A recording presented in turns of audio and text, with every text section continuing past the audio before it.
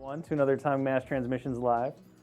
Little hiccup here as we resume after a fabulous Gen Con where we got to show off the Earth's Mightiest Core set, previewing all of that goodness for everyone who attended Gen Con. I know there's been plenty of articles going up since the show happened, and of course there's the announcement where we showed off a bunch of cool stuff for Marvel Crisis Protocol. Pretty sure you can still catch that on YouTube, probably. It's probably on YouTube, right? I don't know what the title would be, but Ian will throw it up somewhere. But today, I have the wonderful pleasure of painting Invincible Iron Man, which is particularly exciting because I'm pretty sure, like my memory is a little fuzzy, but I'm pretty sure 4 years ago when we started doing streaming and we announced Marvel Crisis Protocol and we did our first stream, I painted an Iron Man. So we're just going to kick things off the exact same way we did before. And yeah, let's just jump right in and have some fun painting this new version of the one and only Tony Stark.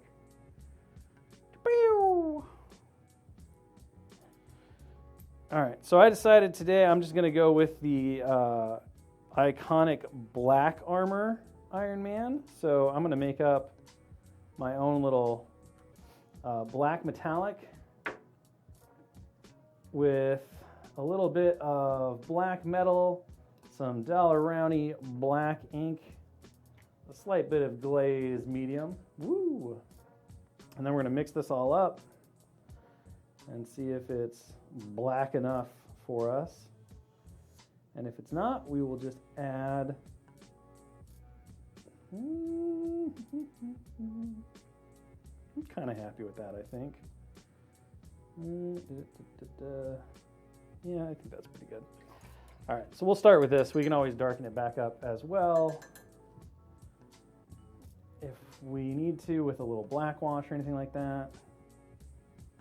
I think I'm going to add just a little bit more glaze medium. My goal here is to kind of make a little contrasty metallic paint of my own mixing. That'll let us speed right through some of this stuff. So let's just dive right in.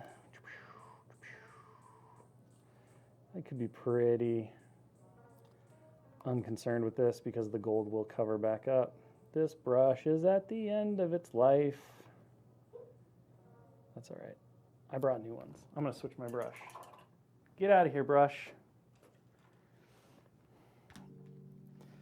Sometimes they're not forever, friends. Your final words to your brush? What? How will you lay this get brush? Out of here, brush. That's it? That's it. That's all it gets. Look, I don't even know if that was my brush. It might have been a Dallas brush. It just was here to be used. And it failed me, so now it's gone. That's how we do it.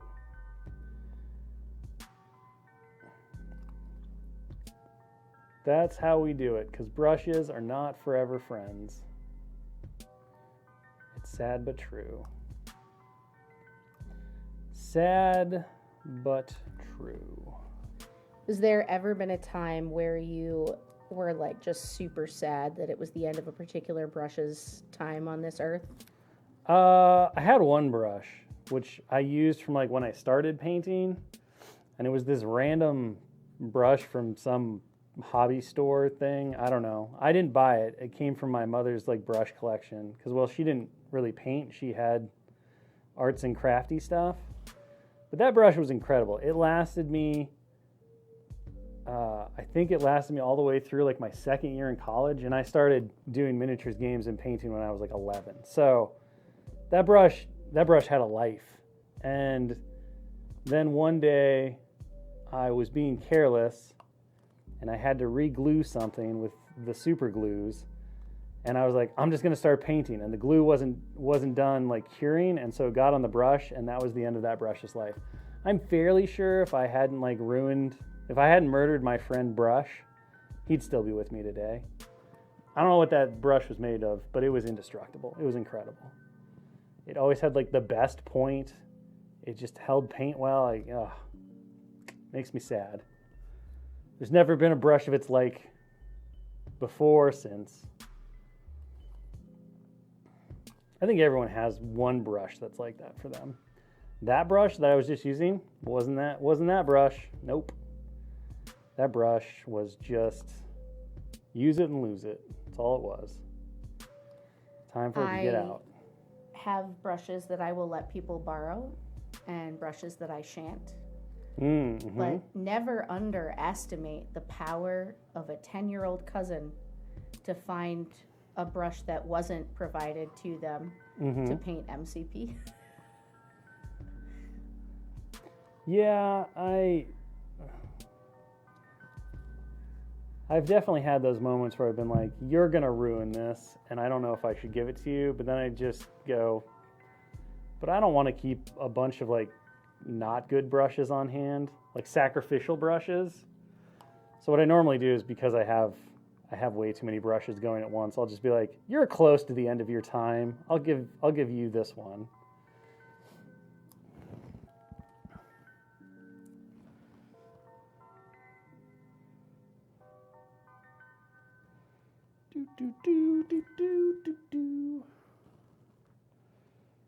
Let's get some black metallic on the new upcoming leader of S.H.I.E.L.D.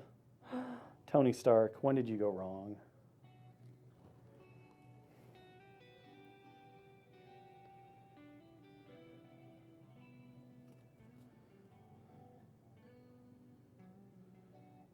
I want that torso kind of down there to be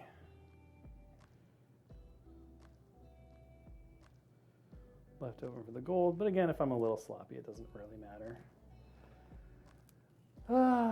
Gen Con was, I was only there for 2 days, but it was a blast while I was there. I guess I was there for 3, because I was there Wednesday, but I was only there for 2 days of the actual show. So I was there Thursday for opening, and that was a wild time to see everyone come in and watch our amazing demo team get to work, introducing a whole bunch of people to the new core set with the shatter pointing going on as well, which was really cool. Everyone there just did a phenomenal job. I never made it over to the events hall, but I hear that was hopping. I saw a bunch of pictures of the train setups that was provided, and those looked really cool.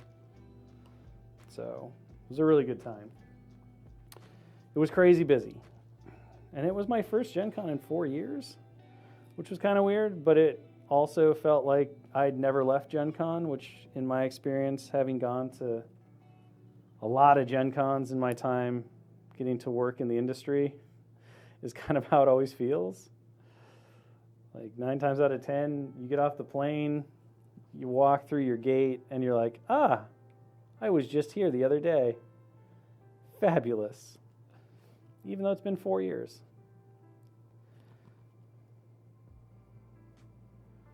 But it was super fun getting to meet with a bunch of people and talk to a lot of folks about the new Marvel Crisis Protocol core set and everything else that we do. We had a good time. I had a wonderful time. Anne even let me have lunch one day. It's true. Yeah. Well, we also had in cases a bunch of our miniatures that we've announced but never shown publicly before were able to be viewed. So that was pretty cool, seeing people sort of like flock over and realize that other things that were part of the announcement outside of Earth's Mightiest were there too. It's true. Part of the toll, part of the Gen Con toll, if you work for a miniatures game studio, is you have to carry studio miniatures with you, and boy, is that an experience, because nothing's more nerve-wracking than carrying a bunch of incredibly painted and extremely fragile studio minis that are irreplaceable onto a plane, through an airport, into like your car, whether that's a taxi or an Uber or whatever. It's a wild time. It is a wild time. And you always live in dread of that moment where they're like, there's no more overhead bin space. Please check your bag. And you look at that bag full of super fragile miniatures and you just go, oh no. Oh no. How did Tony become the head of S.H.I.E.L.D.? So in the comics, post-Civil War, the comic book Civil War story arc, Tony Stark takes over as the head of S.H.I.E.L.D. And I don't entirely remember why Nick Fury disappears. He has a reason. He goes off on an adventure and gets kind of wrapped up in some things, and so Tony winds up finagling himself at the end of Civil War into director of S.H.I.E.L.D. And so that's kind of the inspiration for having him be the new leader of S.H.I.E.L.D.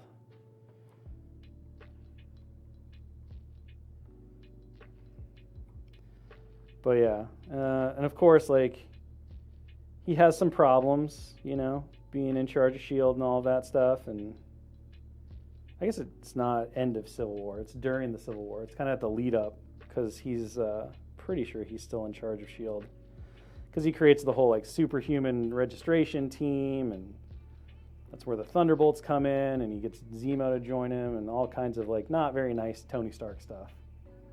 He's not ideal. He's not very lovable in that series, really. But yeah, so that's where it comes from, when he convinces the government to put him in charge of S.H.I.E.L.D. and Superhuman Registration Act, all that good stuff. So there's a little bit of inspiration from that arc and time for this character here, and we were kind of looking at, as we were going through the characters, and we started having discussions about including more affiliations than just the two that were in the box.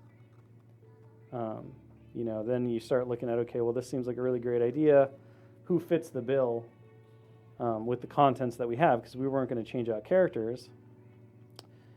And, you know, between the new Winter Soldier that was in there, and Iron Man, Black Widow, and several others, we were like, oh, we have enough to where a player could easily create a S.H.I.E.L.D. squad. And then, of course, there's a decent amount of overlap in that core set between Cabal and Hydra. And so having Zemo as kind of the Hydra leader made a lot of sense to us and seemed like a great opportunity and fit. So we did that. I'm going to have this part be black metal, and I'm going to have the other part be. So that is that's kind of where we landed on everything. And then, as I think we mentioned in the announcement video, or one of the interviews that I did,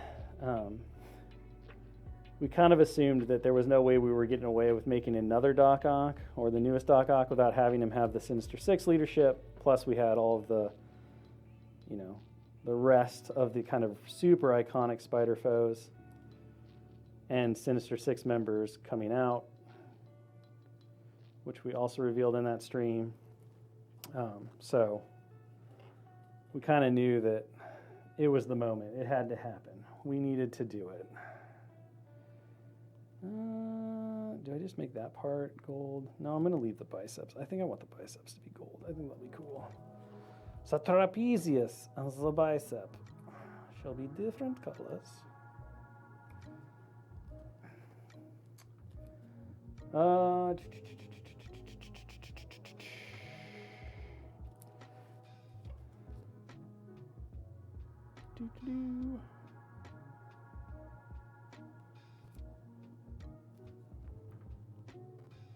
Who is going to NashCon this weekend? Not me. I'll be here, sleeping in the streaming studio, preparing for Mini-stravaganza. They won't let me go home until it's all done. But I look forward to seeing all the pictures of people, you know, enjoying life while I'm trapped here with Anne being mean to me. Mini-strav has entered the truly the final countdown. We're a little less than a month out. Yeah. How are you feeling about that? The 12th, right? September 12th? 14th to the 16th. Okay. Is what it says on my Red String Theory planning whiteboard upstairs. Well, I would believe your Red String Theory planning whiteboard for sure. Oh yeah, that's the official. It's color coded. Well, if it's color coded. I'm excited. We We still have a few surprises left in us, sweetheart. So wrong IP, but I'm gonna steal it. I'm gonna steal it for right now. Felt good saying it. Yeah, no, I'm excited. Mini-strav's always fun and nerve-wracking. It's a lot of work, and usually there's a couple of big announcements or big reveals. We like to save. I wouldn't say the best, but we always like to save some of the spice for Mini-strav. It's always our big thing. Yeah, we let out this as a little Gen Con treat, but True. Can I give a spoiler, not spoiler, to set expectations here? Sure. Yeah. I know the community out there. I know my beloved Crisis Protocol player communities out there have convinced themselves that it being our 4th year of life as a studio has some kind of like conspiracy correlation with something that we'll announce at Mini-strav. That is not true. Just as a heads up. What I'm saying is no Fantastic Four. Expectations set. Yeah, no, I mean that's fair. And it is fun to see everybody sort of like pull together their theories. But it is always, for me at least, a little bit sad when we see everybody create their own expectation. I mean, something. I'll be the first to admit that I think the anticipation of something happening is always 9 times better than when the thing actually happens. But in this case, I just, I want people to go in and be able to be excited about what we actually show off. Yeah, no, versus, what they hope. And while I do enjoy a good conspiracy, I do. I really do. I find them delicious. Yeah. No. 4 years, nothing. Everything's fantastic about our 4 years, but not in that way. But not in that particular way. No, it's not that kind of fantastic. It was very funny though when we were doing the live announcement panel, when you just kept saying fantastic, and I was just back here shaking my head. But you work with me. There was no malice in that. No, I used the word fantastic to describe just about everything. Yeah, no, it's definitely like a chickism, for sure. So I knew that there was no, you weren't burying any kind of lead, but it was wild to see chat pop off about. I did, yeah. Confirmed. The chat immediately started, and I was like, oh no, what have I done? I was like, fantastic. See, I just did it there. It's how I talk. I don't know why. I like that word. Yeah, it's a legally distinct fantastic.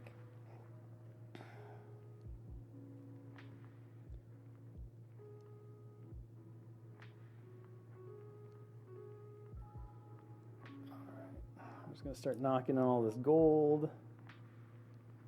Boop-a-doop-a-doop-a-doo.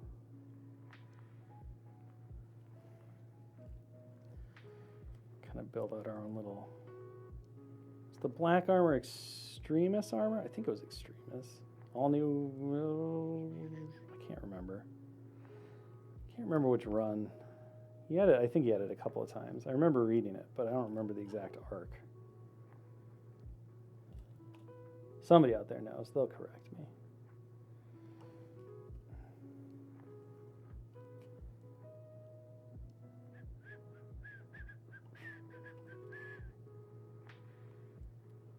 Something that was very interesting about sort of like moving into Gen Con and the announcement around Earth's Mightiest was certainly, the difference in the speed of us putting out information for that versus, how we've done other core sets in the past.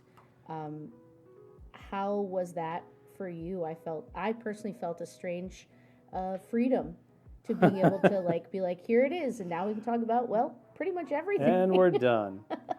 I mean, it was, again, kind of a return to form, because when we announced the original core set 4 years ago at Gen Con, we obviously were like, well, you can demo it tomorrow. We did the big announcement. We're like, and you can try it out tomorrow. And so, instantly, we went from announcement to next day. The core rules were up. People were playing it. All of the character cards were up. A significant number of the team tactic cards were up. So it was kind of just the same old. I feel like this is the only way you can do Crisis Protocol core sets now. Although I'll be happy not to have another core set for however long. This one remains the best. Because I don't, core sets are fun, but boy, are they a lot of work. Even this one, which was just kind of a, an update, a refresh on everything we had done previously.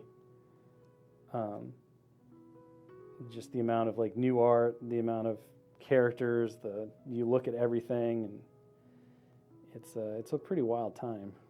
Well, it's pretty intense across like every department. Yeah. Because we have to come up with all of the, transmissions and photography, not just for, 2 to 4 characters in a box, right? But an entire pack plus terrain, and, there's just a lot about bringing folks a core set that is really overwhelming for everyone from start to finish. Yeah, it's a fun and an interesting time. It's exciting. I think one of the things that makes it kind of so challenging, but yet also so fulfilling, is the fact that you have this opportunity to make a new first impression on so many new people, right? It's always our desire and our hope that we're going to continue to grow the amazing community and bring more people into the hobby and see Crisis Protocol continue to grow and expand. And this is, a phenomenal time where we get to celebrate 4 years and how far we've come with the folks who have been there for maybe since the start, maybe for a couple years, maybe just started, right? Mm-hmm. But hey, we're celebrating the amazing game that is. And we also have this opportunity to, together celebrate, look how far we've come. Oh, for sure. But on top of that, it's kind of a new dawn for the next generation of folks to come into the game. So it's a period of what is hopefully going to be, new growth and more friends to make, more opponents to find. And to meet the game where it is. There's a lot of growth within the game itself and the community around it, and being able to allow people an entry point that lets them take stock of different opportunities that are available now that weren't available within the original core set, is just really exciting, because it means they can get playing in like a more meaningful way more quickly. Mm-hmm. It talked about in one or many, I don't even know, it all blurs together. But like one of the biggest things for us is we've always had this philosophy that we want to have the best core set experience, the best starting point for players. And we have applied that to, every game that we've worked on and created a launching point for. And so that means that, you want people when they pick up that core set to get the full game experience, not an amuse-bouche. I always, I said a lot, I don't want to offer you this incredible meal, but then say, well, salt, pepper, and utensils sold separately, right? Like, we always want players to be able to dive in and immediately explore the game in its majesty, because I think that's really what, it's really what hooks people in and creates this excitement and this anticipation, and it makes it very easy for communities and stores and stuff to grow the game and promote the game, right? Yeah. It's like, hey, you don't need a lot to try this game out, and that's for real. You can show up to our game night with your core set, and you can feel like you're playing the game everyone else is. And as you mentioned, the game has grown a lot in 4 years. We've gotten, we've never stopped trying to improve at what we do, whether that's sculpting, whether that's art, whether that's, painting, graphic design, card design, like every single thing we do, our goal is always to improve the next time. It's the hobbyist in us, it's the artist kind of mentality of like, we can do better, craftsman style, right? You always learn lessons, and then you look back and you're like, man, what I did was pretty impressive, but what I can do now. So seizing those opportunities when you get to kind of revisit what you did and were proud of, but also getting to apply all of the new knowledge and everything. Yeah. Well, it's also a chance for us to do. We don't get to do trailers for every single product either, so it was really fun that we got to do one for Earth's Mightiest, and it's fun to look at that compared to the previous trailers we've done, and see what we learned there as well, and it's just exciting to see our own growth, and then to see the growth of how players are tackling the challenges we put out there. Yeah, absolutely. It's all the reason that you can wind up, being a hobby miniaturist or being in a hobby for 40 plus years or more is the fact that one of the greatest joys in life is watching yourself improve. Mm-hmm. Seeing your skills get better, seeing growth. We're just wired as humans to appreciate that, because when you build skills, you live longer. The tiger doesn't get you, and I think it's kind of this really cool primordial thing that we no longer have to apply to dodging tigers, but instead we can tie into other things, and regardless of what that is, whether it's hobby miniatures or fishing or whatever your joy is, painting, knitting, I don't know, so many things, cooking. I'm a huge fan of improving my skills at cooking. That's why so many of my examples are based around food.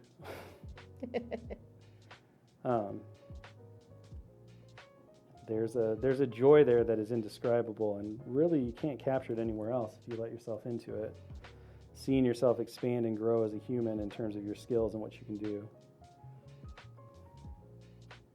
So how did you land on gold and black Iron Man?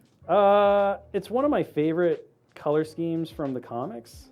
But of course I say that, and now it's name their first 4 albums, and I can't do that. I cannot for the life of me remember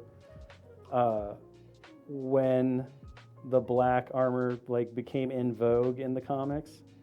I can see the covers, I remember the panels, but I can't remember the stupid arc's name now, so look at me, I'm a poser. Where's my Wikipedia page? It's the only reason I can keep this job. Well, there are certain visuals we see when we're first getting that emotional connection to an IP or a type of content, and those images do stick with you even if you don't stick with the content all the way through. But yeah, sure, you don't have to defend me. It's fine. I'm not defending you. It's fine. I'm a fake fan geek. I get it. You're a big boy. I don't need to defend you against the internet. Sure, I just don't go there. I just, they're mean. But yeah, so I really like the really strong contrast of the gold and black. I figured we've seen a lot of red Iron Mans lately. This would be a fun one to do.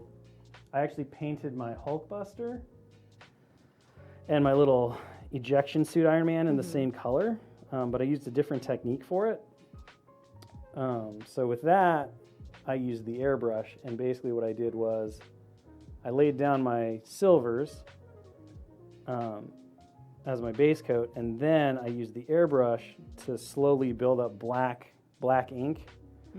So similar to the black ink that I've used here, but I used the black ink to slowly build up layers over the silver, which gives a really nice transition from your black to your metallic, and it gets that nice fancy car finish, that luxury car kind of color, this is why Iron Man looks the way he does. We know it. He's a rich boy with lots of money, and he likes showing off.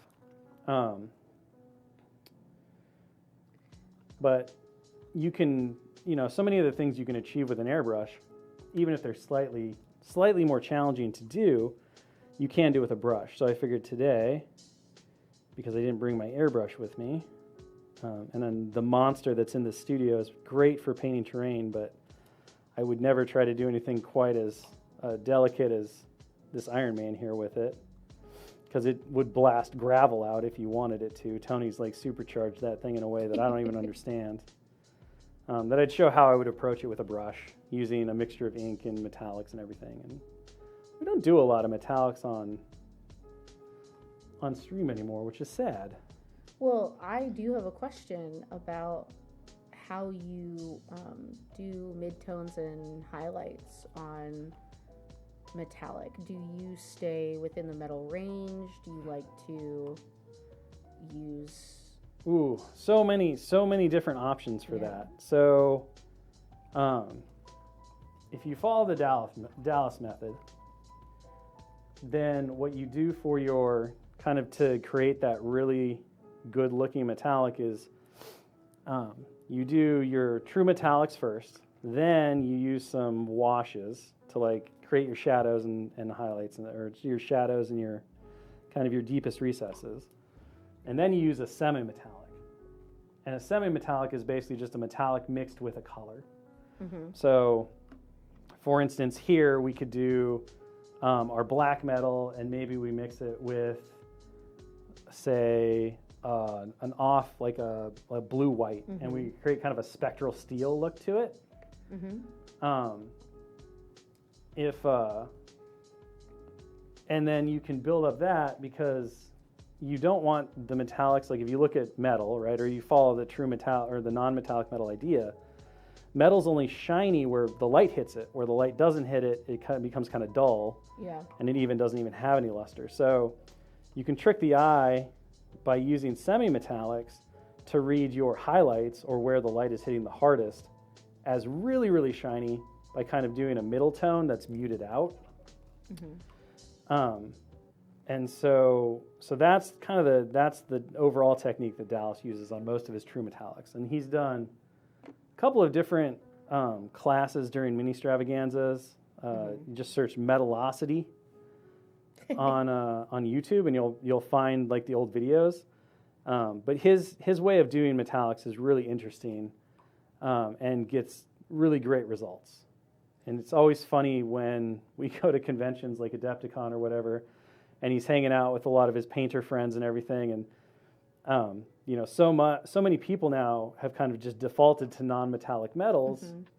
especially in competition and high-level painting, that the techniques behind getting really good true metallic metals have become a bit of a lost art in some ways. And so he's always getting pestered to show people how he does, how he handles these true metallics.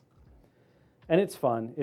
He always gets he loves teaching. But I think whenever a master of their craft is around other masters, and those people are like, "Can you show me how you did that again?" There's that extra joy of yeah, I have something that is impressive to my peers, and something of value to offer, and trading those ideas. It comes back to that community angle, right? Like we get to trade and share ideas, whether that's list building, squad construction, strategies and tactics for maximizing our turn one objective grabs, or how to paint really cool looking miniatures and do true metallic and stuff. So, and folks will have shameless plug, but folks will have a lot of opportunities to get into various lessons on the hobby streams that we're working on for Mini-Stravs. So that is something that, like, discernible lesson plans is definitely something that we're looking to take forward into the content that comes out of that, so people can walk away not only with excitement about what's coming, but like things about that they can use right away to be painting while we're streaming. So that's exciting. Yeah, and I mean, I don't want to spoil everything that Dallas is doing, but he's got some really cool ideas, one of which I think will be a really fun exploration into some effects that we're seeing more and more across the miniatures games, but are kind of effects that are not, I would say, traditionally covered in a lot of like how to paint stuff. So it'll be a good time. I think there'll be a lot of great information that folks can enjoy. And one of the nice things about Mini-Strav is we get a bit more time to kind of hang out and go through like actual technique and really get into the nitty-gritty and stuff. So, couple of the courses that he's going to be doing over that weekend, or those 3 days. I guess there's only one weekend day, unless you count Friday at Hull as a weekend, which we'd love to, but I don't think counts. You know, we'll get 2 hours so you can really get into the technique and answer questions and show things off in their full form, which is very exciting. We've definitely extended the length of the hobby streams because we know that Dallas and Chick are pretty rushed when we're moving through these hour-long moments together during the week. So that'll be really great. I mean, I always approach these as kind of like, okay, let's talk about how to get really solid-looking results really quickly. Just as kind of like an inspirational starting point, and then once you're doing it yourself, you know, you can take your extra time and add those bits of flair and all of that extra detail or love that you would normally put into it. Because for me, you know, if I was painting this Iron Man at my desk, at my home hobby studio, which is just a desk in my office, I'd say studio to make it sound more official than it is. You know, I would probably wind up spending 2.5 hours on this Iron Man easy. Yeah. Because it's not for me, the painting portion isn't just get it done to call it done. That's the joy. It's how I relax and what I enjoy doing when I have some free time to myself, and I can get away from the dogs and the kids and the craziness of home life, and I can just kind of zone in and create some art and then get it done and be like, yeah, look at it. It's so awesome. Well, very selfishly, I enjoy getting to sit in here and have a front row seat to the sort of lessons that y'all are putting forth for our community here.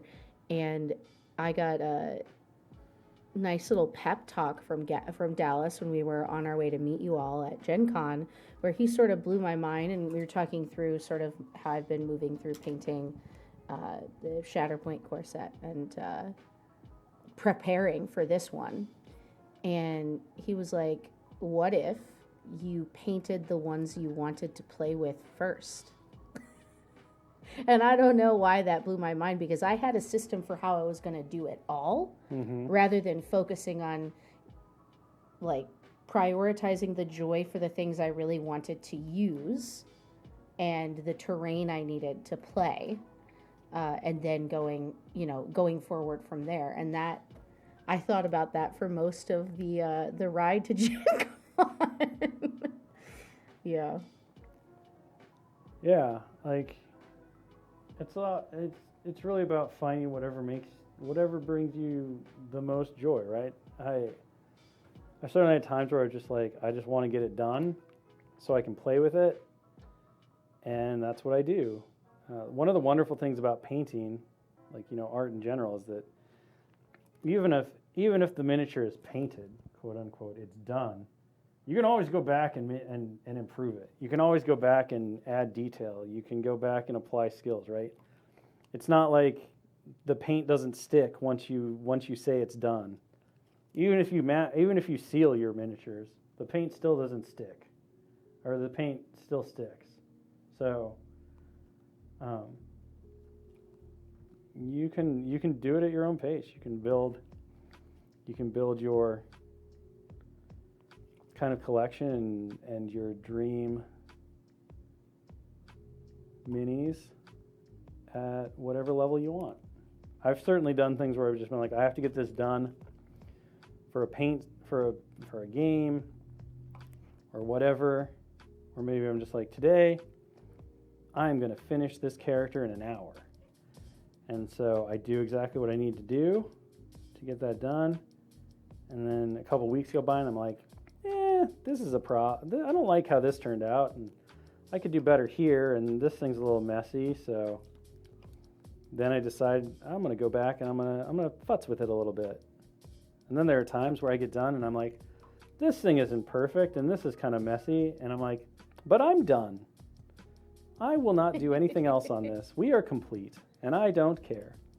Well, I personally, I know everybody has different feelings about, painting different versions of characters multiple times, but I actually really enjoy it because if I was, satisfied with myself, you talked about the feeling of progress that is part of the joy of the hobby. I love that I get another crack at a character that I've painted before because I can learn from the first time I did it, as long as it's something I want to do. But that's actually like an opportunity for me hobby-wise.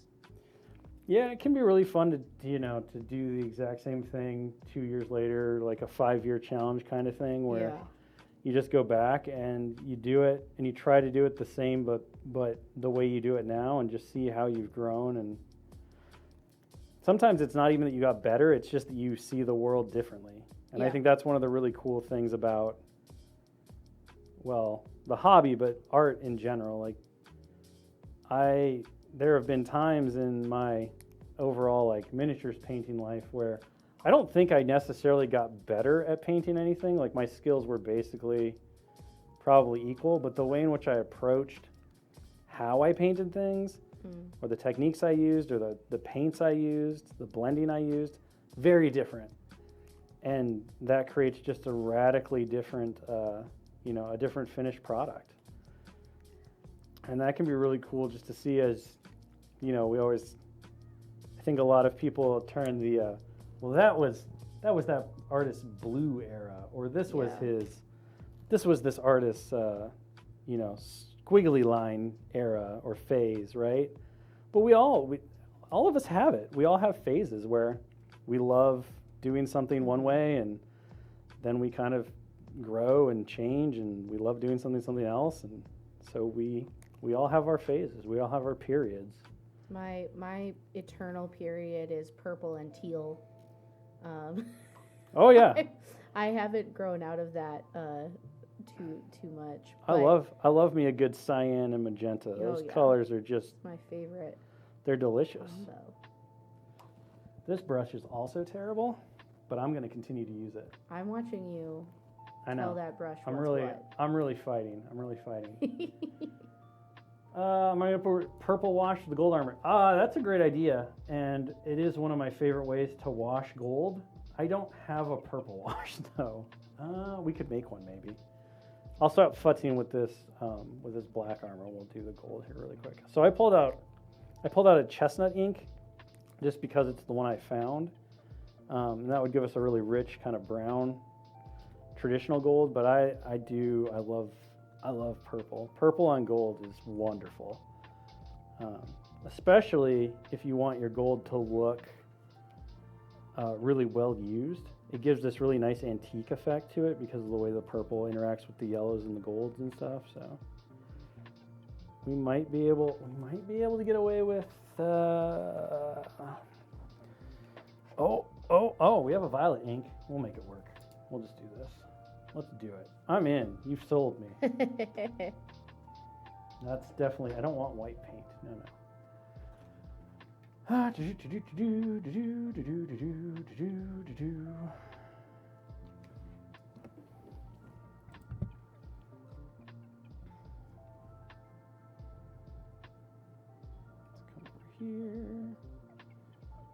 For a second, I didn't realize that yellow that was in there was dry. It is, yeah.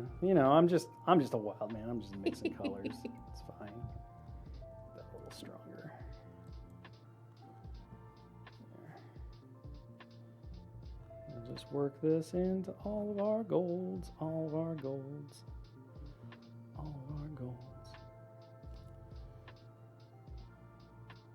The other thing that I've been thinking about moving into this core set is that I have a really stinky habit of trying to assemble and prime everything so that I can just have things ready to paint when I want.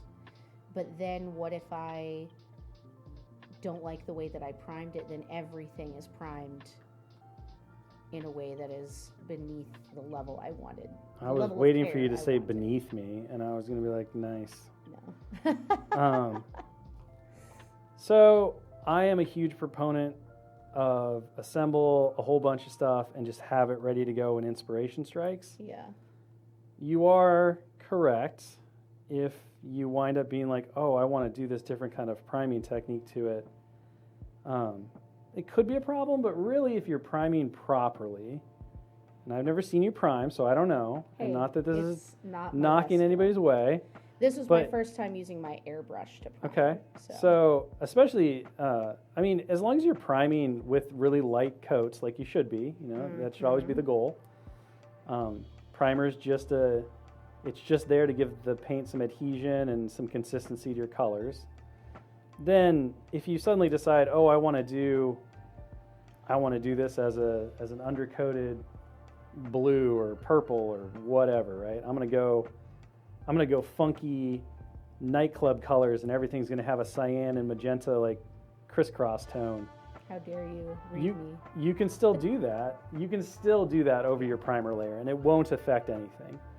I have gotten 98% of the way through a miniature, decided I hated everything for it, and I wanted to redo it, and then just reprimed over the top of it, and lost zero detail, because your paint layers are super tiny. Yeah.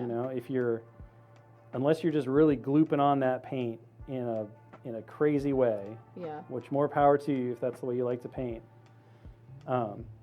It takes a lot of layers before you really start obscuring most detail. There are some finer lines and stuff that might be a problem, but really, it's difficult to do. Yeah, if you're trying a new technique, I think had I to do it again, I would have started with either some things that I were testers, or gone a handful by a handful, because the thing that happened to me was I was priming everything from a single core set at once, including all the terrain, and I just got tired because it was taking hours, right, to do, and kind of I had like an assembly place for it all to dry in my living room, and the window open, and all this stuff. So I just really wish I had taken time and just accepted that doing it in batches was going to yield, It's good sometimes your too much gene can become an impatient gene. It's good to give yourself breaks. Yeah. It's good to give yourself breaks. No, my hyperfixation turned up to 11 bajillion, and as far as the question of are we getting any other releases this year, I am the wrong person to ask, because we turn over stuff and then it goes into the production pipeline, and then other people track and follow it and let us know when we have to look at it again. So I don't know. I also don't even know what's been revealed, to be honest. It's really hard for us. One of the reasons we don't talk about it on stream is like there's a lot. I don't even know. I know what our surprises are. Yeah.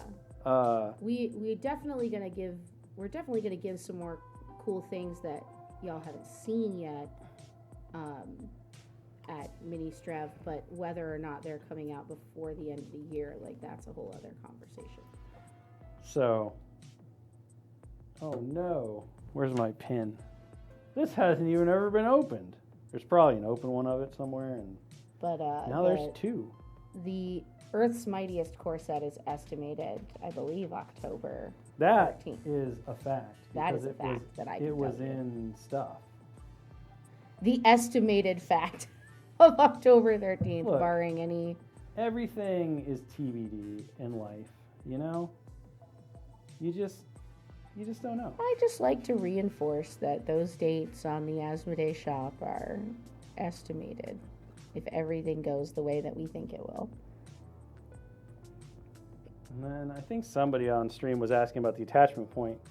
So it's got a pretty decently long plug that goes into the explosion. I haven't had any issues, and I mean you can obviously see I've been hitting this guy with no real extra care with the brush, and he doesn't really wiggle or anything.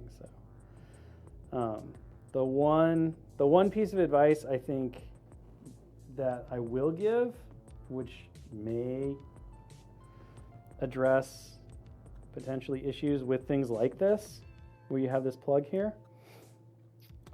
Remember that when you're using plastic glue, which honestly is my strong recommendation, right? Use plastic cement that melts, denatures the plastic, and then creates a new fused bond. It's always the strongest. You do have to be careful when it comes to thinner or like plugs like this, where it narrows down a bit, because if you push too hard or mess with the Mini too much before that bond has reformed, so remember the plastic is like it's solid and then it becomes gloop. And with connection points like this, that whole connection point with enough of that plastic glue is going to just become gloop. So if you push too hard on it, it'll just slough off, right? So you absolutely want to be aware that you don't want to put a lot of force on joins like this. And this goes for any plug that's, smaller than your average bear. Until that whole area has cured. Because once it cures, right, the denaturing ends and the molecular structure of the plastic goes back to its rigid form, which means that it's very strong. And the reason that we love plastic glue so much is because it, instead of creating a glue connection, right, a material connection like super glue does, it just rebonds the plastic into a new single piece of plastic. So once that bond is created, it's very, very strong wherever it's joined. The issue, I think, comes, or at least the thing that I noticed when building a couple of miniatures that have this point, is that if you don't give this area enough time to bond, and more than you think it needs is always better. Just as a heads up, take your time and enjoy the process. Don't try to rush it. Then that material, that plastic, won't be solid, and so it will just come right off because it's in a semi-liquid form. It's in a goop stage. So you do want to be careful about that, and I think it's less the plastic breaking, and a lot of the times it's more the fact that we get excited and we handle our minis a little too soon.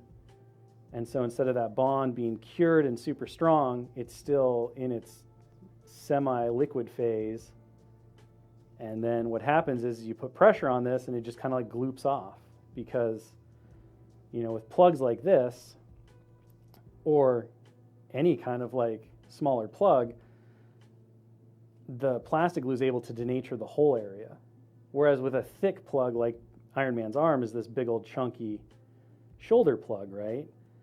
Well, no matter how much plastic glue you slather on that shoulder plug, it's not going to denature all the way to the center. So the exterior is going to be all gloopy, but there's still going to be a solid, hard plastic core in the center. So, if this is the gloop, the shoulder still has my other fist as its plastic core. So even if you sloughed it all off, you still have plastic. With the smaller plugs, it's all gloopy. So it's more connected like this, so it'll slide off if you're not careful. Who knows how much of that was in camera? It doesn't matter. Hopefully that makes sense.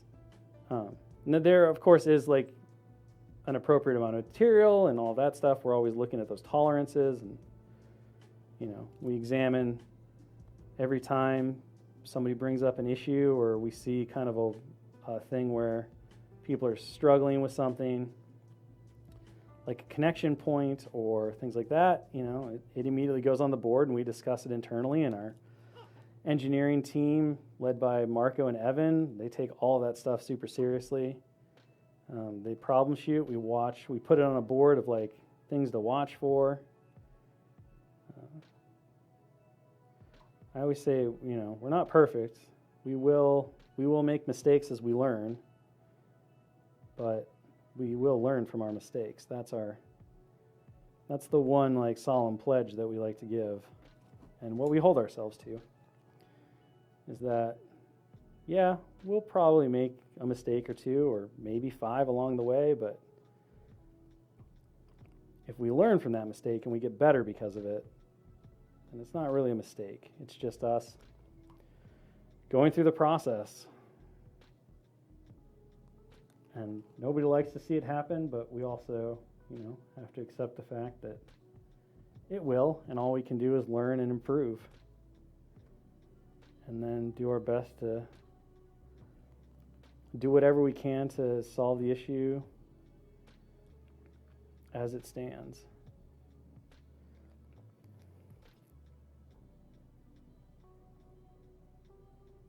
Do you have any other alt color scheme plans for Alt color schemes? No, not really. I'm a traditionalist. I'm boring.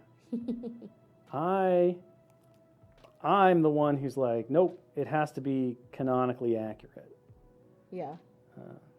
Part of that is likely because, in my role and position, that is what is expected of me. So it's probably good that, I kind of have that dent instead of being a rebel in the safety and security of my own house. Sure. I'm more of the same, more of the basic lover of whatever's been given to me. It's like, I love Red Iron Man. He looks so cool. I love Captain America in his blue, red, and white. And I do. I like that stuff. So that's what I like to replicate. I am caught between that and let's make everything synthwave like neon cybery colors. Sure. And I don't know if that's what's going to happen. It'll all come together once the assembly process is done and it is finally time. I mean, what you do is you paint everything in its standard colors, but then you do ambient lighting effects with cyan and magenta, so it looks like they're in the club. Okay. Now, hanging out. I don't hate that. Love and life. We should discuss off stream how to do Because that. you get the best of both worlds right there. Yeah. You could be like, well, they're accurate comic colored. They're canonically colored, but the ambient light has changed their colors into colors that I like. But going to the club is a canon event. 100%. Yeah. They fight in the club sometimes. I'm just going to come in and I'm going to add some little specular highlights with my bright silver. So this is just heavy metal. I just want to give it that little extra glow. And then if I get a little too crazy, I can just come in and blend it out.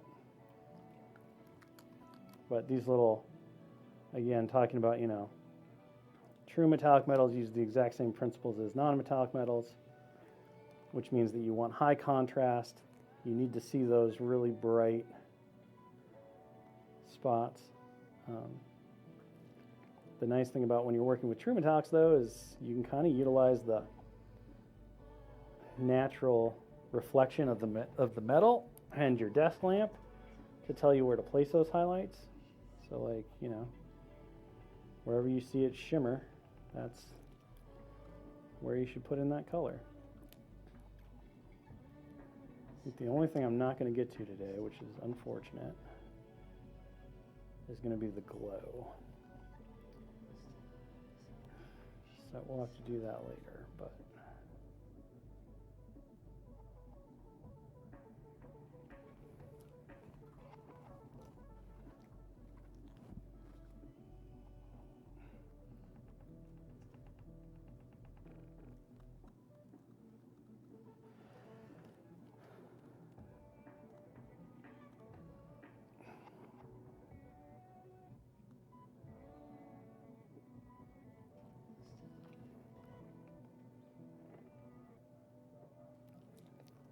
let's come over here. I'm going to ask a really dumb question. There are no dumb questions, only stupid people. Wait, no, that's not what I meant. Well, and that may be so. But I didn't mean it. What does the term specular mean? I just use it because I thought I sounded smart. You do. No. It's not up for debate. So they're those little hot spots of light, right? Right. The little zings. I don't know why the word specular is used for them because I'm not a dictionary. I'm sorry. That's Dallas okay. maybe knows. But effectively what I mean when I say specular highlights are they're the brightest, they're the hottest spot of the highlight. They're almost, typically they're like pure white, Yeah. right?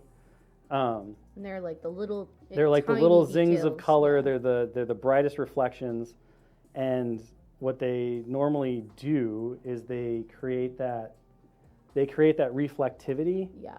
of the material. So even on like black cloth and stuff, if you watch how Dallas paints a lot of his like black cloth, Mm-hmm. he'll throw in little specular highlights because black is defined mostly by its highlight. Right. So that additional spot of high contrast lets the eye read the color better. It makes the material look more real. And when you're doing metallics, whether non-metallics or true metallics, right, the specular highlights become really important because, like we talked about at the start, that's how metal works. It's Mm-hmm. where light doesn't hit it, it's really dark and dull, and that's where the semi-metallics come in, and the washes and stuff, because you want your deepest recesses to be not reflective at all. You want your midtones to be semi-reflective, so semi-metallic, and you want your highlights to be super reflective, and that's what gives the illusion or the sensation of metals. And so those specular highlights are just the points where it's like, that's the pure glint of the sun off the armor. Sure. And so specular highlights are just little dots of light or little areas of pure light. I assume it's some stupid Latin word, but I don't actually know where the word came from. I just know what it means. And I know what it means because I've heard Dallas say it to my face so many times that at this point I'm just like, yes, specular highlights. I understand what you mean now. I was able to guess that that's what it was based on context. But I wanted to know specifically, for those in the chat who might. Yeah. No, it's a great question. And like even on the gold, right? You want little silver specular highlights because gold, when it is most luminous, right, where light hits it, it reflects back silver. So it's one of those things where like, but you have to be very, very conservative with it because if you do too much, you'll lose your goldness or you'll lose your black, you lose that contrast. But if you go look at like reference pictures of gold, you'll see that it becomes basically silver, it becomes white wherever the sun completely reflects off of it. Right. And so by adding that little bit of silver, you actually make a more realistic and believable gold. Super weird. Human eyes are really just gullible fools. And if you know the right language, you can trick them into anything. I think that's really my big lesson from today as far as the metallic highlighting goes, is that I would use like a deeper like bronzy-ish gold and move to like a yellow, and I think silver to white is the answer I needed. Yeah, And today I learned, apparently. I was today years old. Most miniatures painting comes down to contrast, right? If you want your minis to look really, really good, focus on your contrast, your light to your dark, right? Make your shadows really shadowy, make your highlights really highlighty. And what that does is it gives shape and form and volume for the eye to read, because despite the fact that we're painting, the weird thing about miniatures is it's a three-dimensional miniature. So it's already in 3 dimensions. Light should affect it in the normal way that my eyes perceive it. I don't need to do anything but put down a base coat because the shadows will be shadowy and the highlights will be highlighty, and it will work just like real life. But at the scale that miniatures are at, your eye isn't able to perceive those things. Light doesn't work the same way. It doesn't collect in the shadows and bounce the same way as it does at scale. And so that's why as a miniatures painter, your job is to be a bit of a magician, right? You're an illusionist. You're going in and you're redefining all the things that naturally happen, but you're allowing the eye to be able to see it at scale. And that's why you can do crazy things like great makeup artists do. You can contour a miniature's face to be something entirely different than what's sculpted. by the correct application of contrast and using shadows and highlights and all of that other things, right? You can contour a mini's face just like you can a person's face with makeup. Go watch RuPaul's Drag Race. And it's not a joke, right? Like no, that's exactly how I think about it, because I personally am very interested in makeup. Like, I enjoy that process, and it is interesting because it is the same brain itch. Yep, that I get, and it's the exact same concepts. If you want to be able to paint, and Dallas will tell you this all the time, but it's a great piece of advice. If you want to get better at painting faces, go watch makeup tutorials.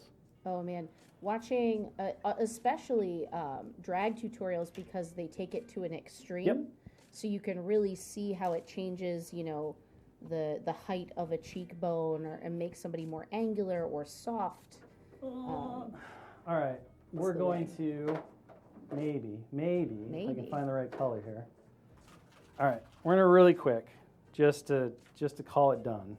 I'm gonna take some quick speed paint orange, because this version of Iron Man, his glows are orange. And we're just gonna really roughly knock in. Now, normally what I'd want to do if I had more time, instead of being 10 minutes over, which I'm gonna get yelled at for. Uh-oh. I was just having such a good time that I didn't realize. Well, you weren't the one that's gonna yell at me. It's gonna be everyone that I'm supposed to be meeting with right now. I see. So you're safe. I mean, you could yell at me, but now you've admitted that you weren't paying attention at the time, so it would feel a bit hypocritical. Normally what I do for the glow is I'd go in with a yellow, like a really light white yellow, maybe an eggshell, and plug that in. And then I would do this color over the top of it, because it would really pick up, it would meld well with the yellow underneath, since this is going to stretch over the center point, and that'll give you that nice little glow highlight and whatnot. But instead I'm going to use my less than perfect Zenith Prime, because it's close enough. And all I'm really going to lose here is the fact that, like, the color is just going to be duller than it would be if I did it with slightly more time. So, bloop. And then we'll come in here and bleep out the eyes, although you'll never see those because they're not white at all, so I don't think this speed paint's really going to pick anything up, but we'll do it. Regardless, I see that I made one little mistake, which I'm going to clean up here on the earbud.